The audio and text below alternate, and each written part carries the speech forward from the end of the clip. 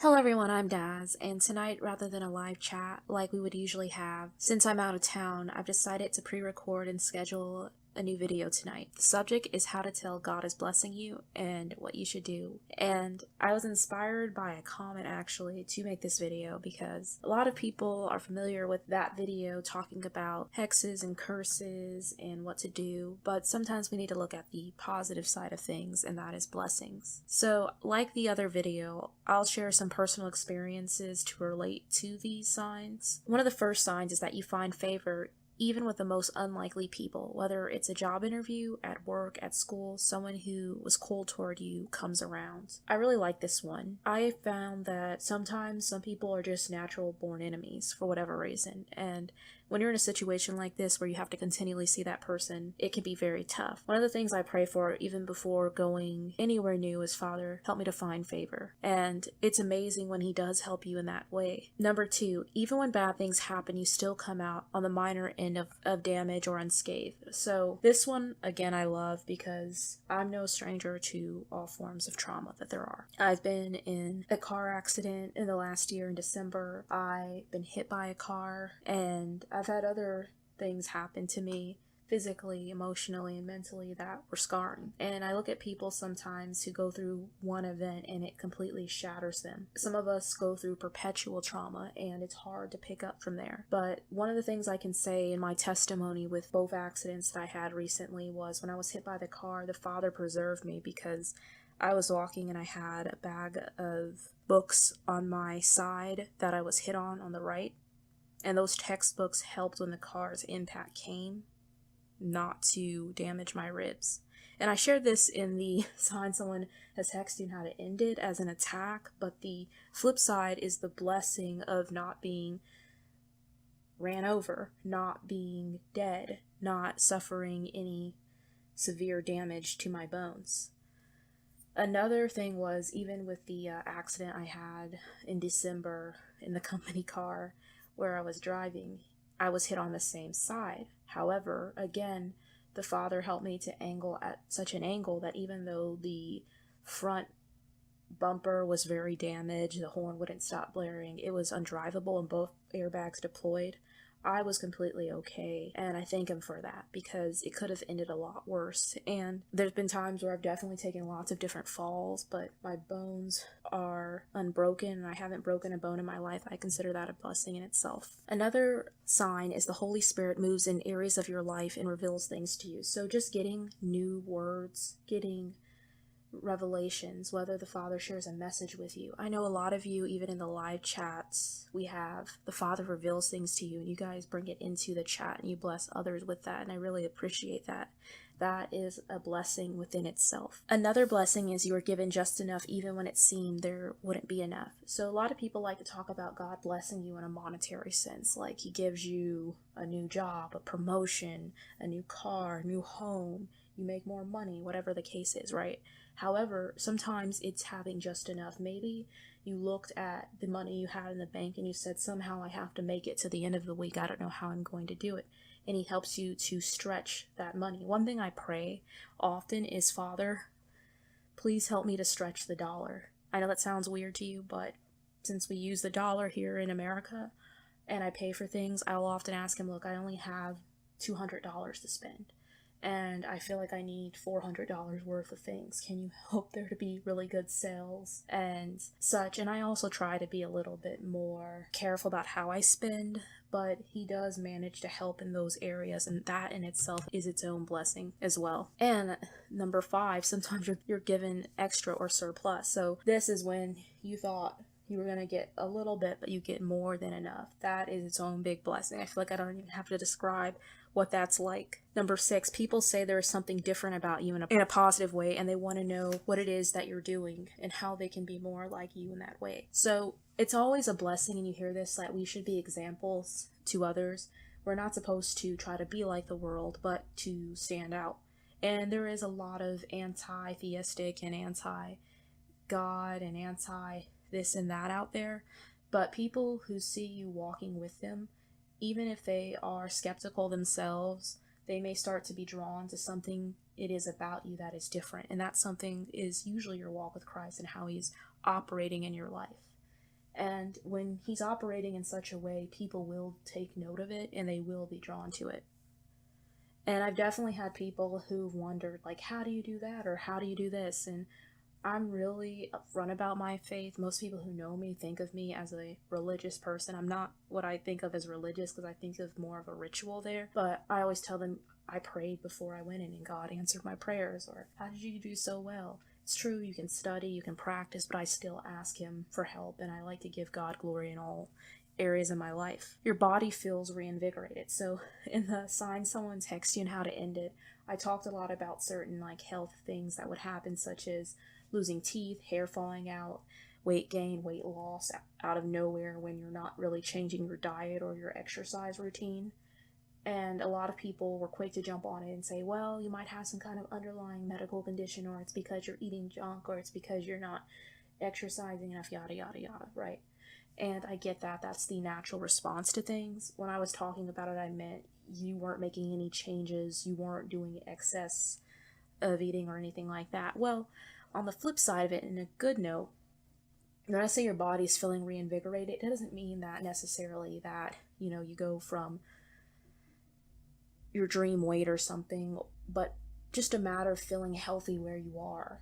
It's like your body is at peace, regardless of how you look. A lot of people are vain and they like to look at people and judge how healthy or unhealthy they are based on how thin or how muscular they are.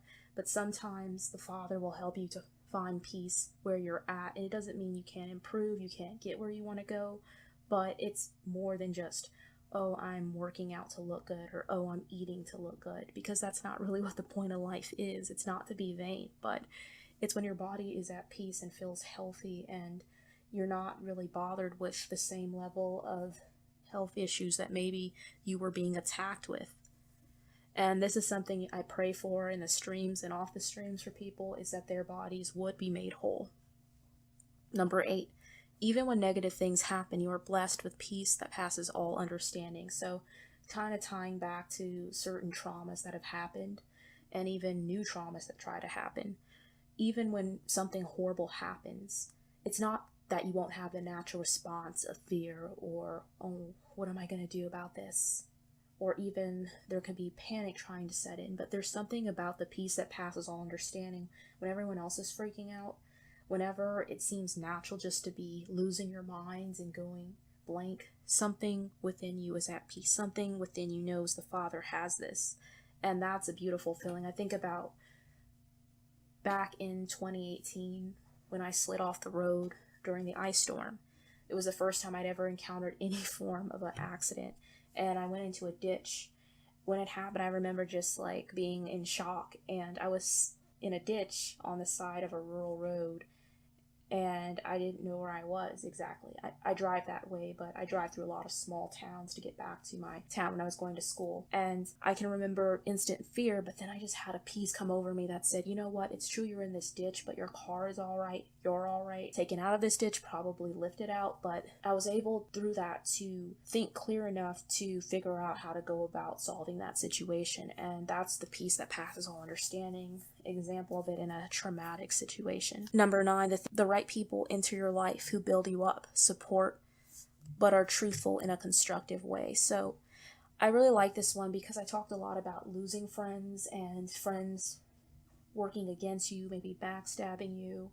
And again, a lot of people could relate to this, and I felt really horrible for a lot of people who were commenting about their experiences, and then you had people come in there and say, well, it's probably your fault, it's probably you. And I get it. It's true that some people do put all the blame on others, but sometimes you have to reassess life and look at it and see, is the relationship I'm in, are the people I'm surrounding myself with edifying and building up, or are they toxic and tearing down? And sometimes we have no control over what household we're born into, what community we're in, and what people we're exposed to. But sometimes the Father will bring just that one person into your life. And what I love about this is usually that person will help build you up, support, edify your faith. It might be through the internet. It might be someone you meet through a new experience that he takes you through. And when I say they're honest with you in a constructive way, I mean they're not just telling you what you want to hear. They're not just telling you, oh, you're so great, or you look so great, when they know that. I'm just using like a traditional sense, like say you're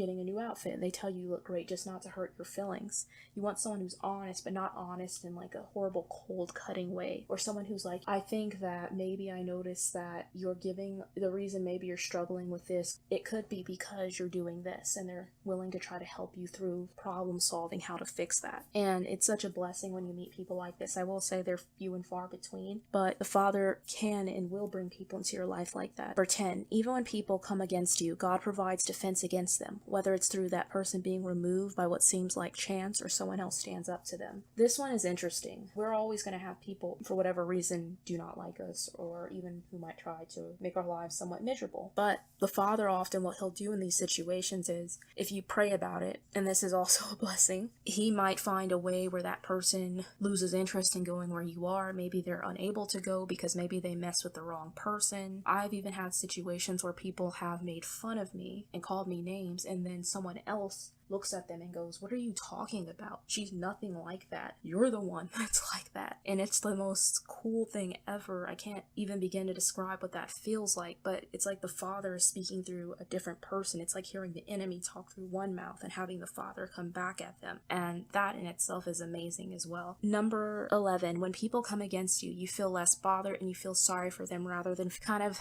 springboarding off of number 10, even when they do come against you, rather than being like, I hate them, I wish they would die, because that's kind of like the natural reaction, or I wish that they would pay for it, yada yada yada.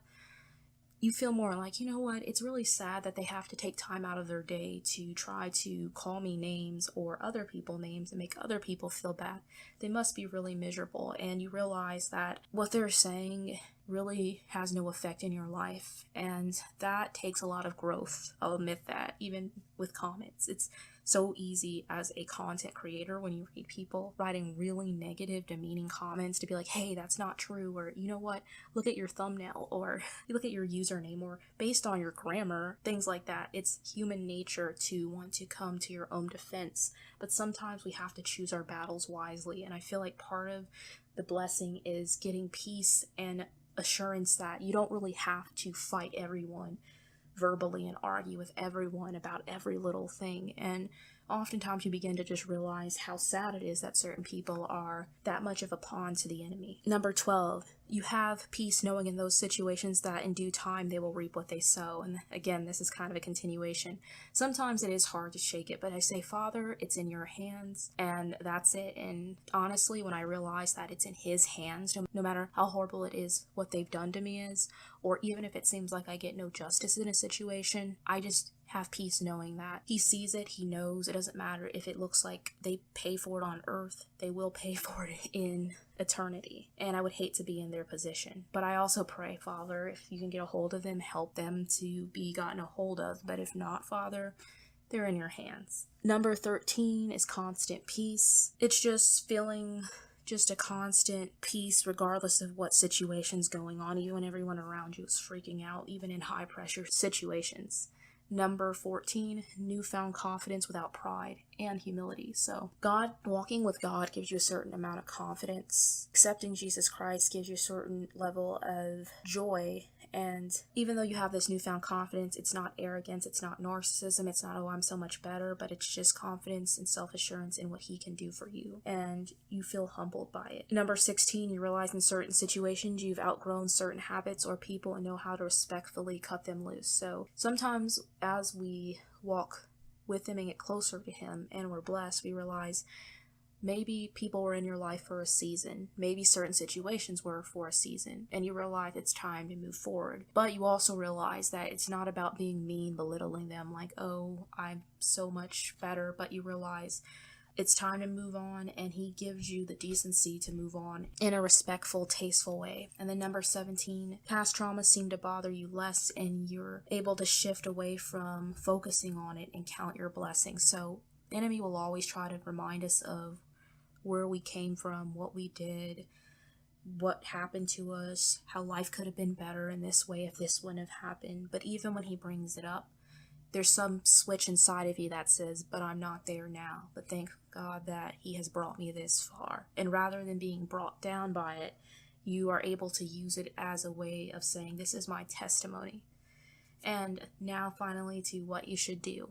First and foremost, give God all glory and praise for what He's done for you. Be thankful and count your blessings. Draw closer to the Father and reflect on how far you've come and try to record it.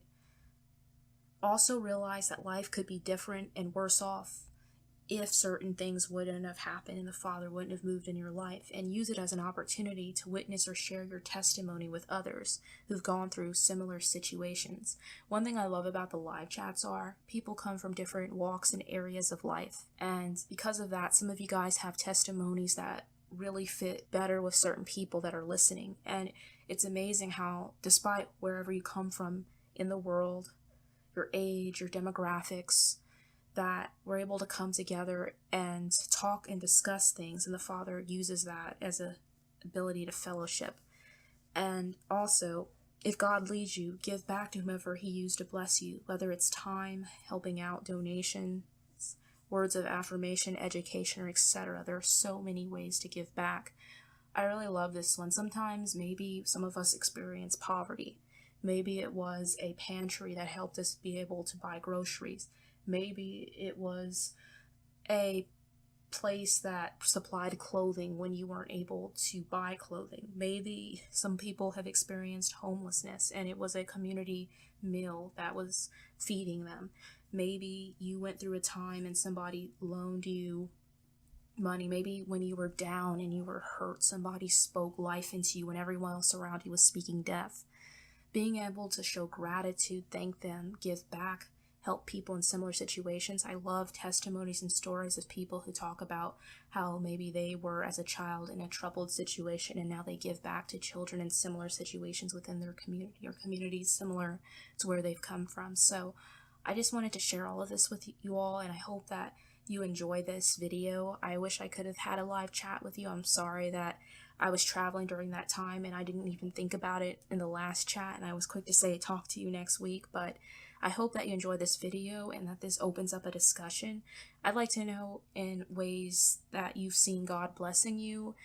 Are there any other signs maybe that weren't discussed in this video that you would recommend to let others know that they're being blessed? And I just want to say that we give God all glory and praise forever and ever. Amen. Take care and God bless.